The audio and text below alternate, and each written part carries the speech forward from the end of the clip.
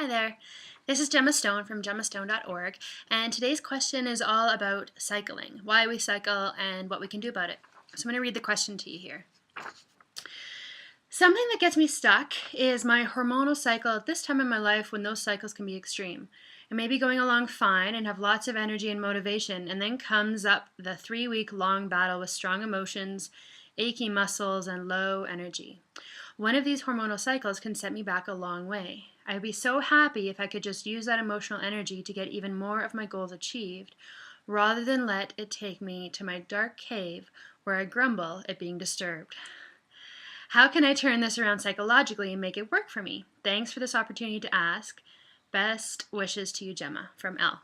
So L. That's a really good question, because even if it's not hormonal cycles that are keeping you in that cycle, it can be another type of cycle. It's just sort of that cycle of life. So I have a couple answers for you.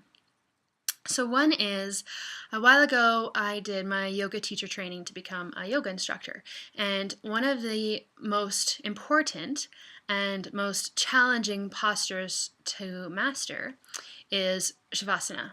So for those of you yogis out there, you know that it's one of the most important poses in the practice because it allows you to integrate everything. And for those of you that are not yogis, Shavasana is that posture that you have at the very end of your practice where you lay on the ground and usually you're kind of trying to open up your mind and allow everything to sink into your body. And it's really important because it's really a pose of integration. So the reason I bring this up is because after you've done, let's say, your cycle of postures, this is the one that you always finish with. And the reason you finish with it is because it allows you to integrate all of the benefits from all the other postures.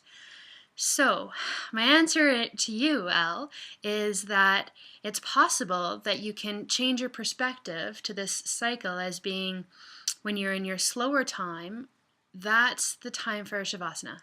It's the time to allow everything to sink in and to settle in. And really, it can be one of the most effective postures because it allows you to kind of sink into the practice and then move forward into your life.